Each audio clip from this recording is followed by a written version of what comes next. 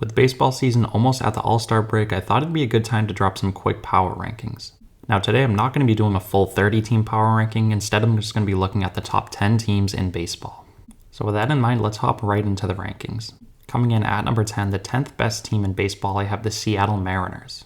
The Mariners are arguably the hottest team in baseball as they're currently in the midst of a 10-game winning streak. This 10-game winning streak has catapulted Seattle towards the wild card spot as they're currently tied with the Blue Jays and Red Sox at 47 and 42. This team is a lot of fun to watch as offensively they're led by their young superstar and Julio Rodriguez. Rodriguez has been playing like one of the best rookies I can remember as he currently has 15 home runs to go along with 21 stolen bases in just over half a season. On top of Rodriguez, they've also been getting some good offensive play from Ty France and JP Crawford. As for their pitching, it's been pretty solid. Logan Gilbert has looked like one of the best pitchers in all of baseball all season long and it doesn't look like he's going to slow down anytime soon. Their big offseason acquisition in Robbie Ray got off to a slow start, but as of late he's been on fire as he currently has a 3.51 ERA. Seattle also has one of the best bullpens in baseball. It seems like if they have a lead heading into the 7th or 8th inning, it's game over. So if Seattle really polishes up the back end of their starting rotation and picks up a few arms, I could really see them making the postseason and making some noise. Coming in at number 9, I have the Toronto Blue Jays. As I mentioned before, Toronto currently sits at 47 and 42, which is tied with Seattle and Boston for the 2nd and 3rd wildcard spots. And to be completely honest, Toronto hasn't been playing too well and I think they're a lot better than their record has shown. They have talent top to bottom on this team as offensively they're loaded with players like Vladimir Guerrero Jr., Bo Bichette, George Springer, and Alejandro Kirk. They also have a few other talented bats like Lourdes Gurriel Jr. and Teoscar Hernandez, who I think will heat up in the second half and pick things up. As for their pitching, on paper it's one of the best in baseball, but it hasn't been the best up to this point. Alek Manoah has been an AL Cy Young candidate so far as he's been one of the best pitchers in the league. Kevin Gausman has looked just as good as last year, as so far he's been very good as well. Their bullpen has been okay, Jordan Romano has been pretty solid, but outside of him they haven't gotten the most consistency, so at the deadline I would expect them to add some bullpen depth. So overall, I think Toronto's a very good baseball team top to bottom, and second half I think they're going to start to pick things up and get things going, and I think they could finish as a top 5 team in baseball. At number 8, I have the Milwaukee Brewers. The Brewers currently sit at 49 and 40, which is good for first place in the NL Central. There really hasn't been too much surprises with this team as their pitching has been dominant and their offense has been good enough to get them a very good record. They've gotten great production offensively from players like Rowdy Tellez, Christian Yelich, Willy Adames, and Andrew McCutchen. Offensively, I definitely don't think Milwaukee is top half in the league. I think they're sort of middle of the pack, maybe a little bit worse, but their offense doesn't have to be that good because of how good their pitching is. Corbin Burnes, who was last year's Cy Young winner, has been dominant all year long as it looks like he could potentially win back-to-back Cy Youngs. They also have Brandon Woodruff, Eric Lauer, and Freddie Peralta, who's expected to be back in a month or so. As for their bullpen, it's one of the best in baseball as they have players like Devin Williams, Josh Hader, and many others. So Milwaukee is a very good team all around and I think they're definitely a top 10 team. At number 7, I have the St. Louis Cardinals. The Cardinals record-wise aren't as good as their division rival in the Milwaukee Brewers as they currently sit at 48 and 43. I do, however, all around think they are a little bit better than Milwaukee. They have offensive stars like Nolan Arenado and Paul Goldschmidt who have both been playing like MVP candidates. They also have one of the best offensive players in baseball that no one seems to talk about in Tommy Edman. As for their pitching, it hasn't been the best, but they have gotten some great production out of Adam Wainwright and Miles Michaelis. As for their bullpen, it's been alright. They've definitely had a standout arm in Ryan Helsley, who's been one of the best relievers in the game. So I'm a big believer in St. Louis. I think their experience to go along with the talent they have on this roster, they're going to be playing baseball in October. At number 6, I have the San Diego Padres. The Padres are one of the best teams in baseball as they currently sit at 50 and 40, which is good for second place in the NL West. Offensively, they've gotten great production from Manny Machado, who in my opinion is having one of the best seasons of his career.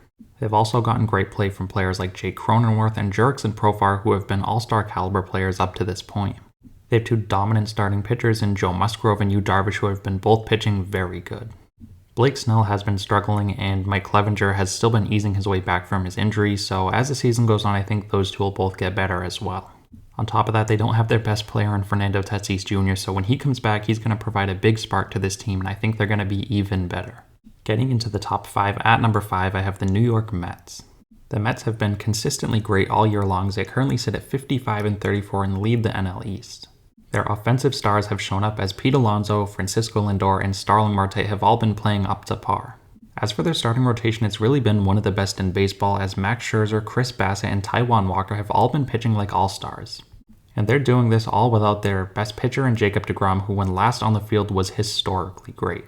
I also gotta mention Edwin Diaz because he's really been one of the best closers in the game this year, and I don't think the Mets would be nearly as good without him. All in all, the Mets are very good, and I don't think this is like years past where they're gonna collapse. They're definitely one of the best teams in baseball, and they are for real. Moving on to number 4, I have the Atlanta Braves. The Braves are obviously defending champs, and they did get off to a slow start. But over the past month or so, they've been on fire, as they've been arguably the best team in baseball, and they've really come close to catching the Mets. The return of Ronald Acuna has definitely helped them big time, as so far he has 7 home runs to go along with 18 stolen bases.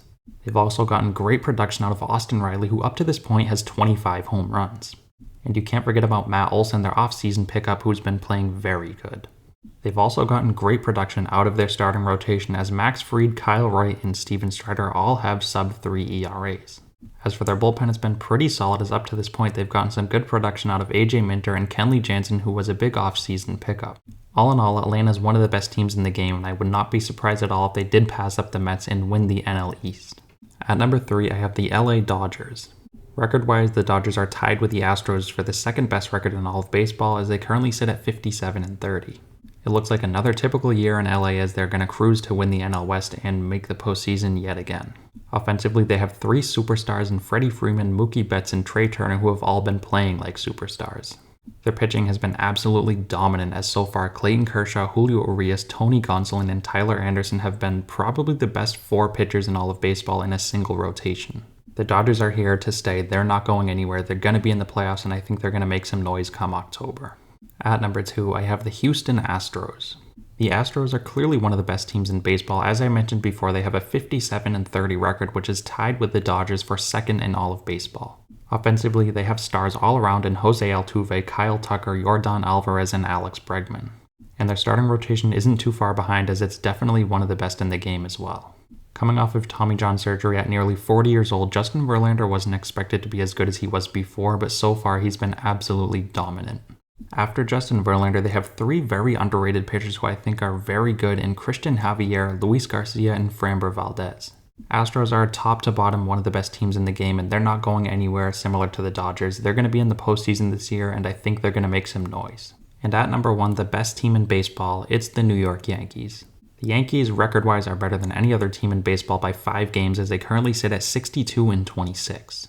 They've been dominating all season long, and I don't think they're going to slow down anytime soon.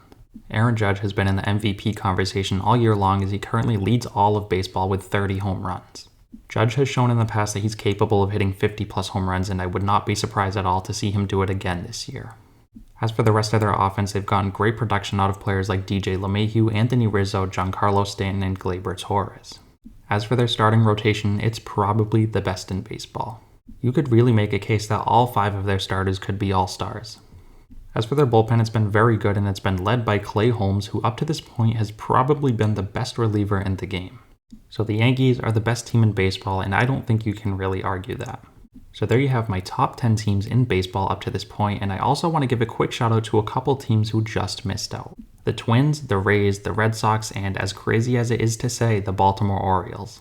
These 4 teams have been very good this year, and unfortunately for them, they just missed out on my top 10. But anyways, let me know what you guys think down below. I'm curious to see where you agree or disagree. As always, if you guys do enjoy this type of content, feel free to subscribe. I post plenty of baseball videos on this channel, and I'm going to continue to do so going forward. And lastly, I want to thank you guys again so much for watching, and I'll see you next time.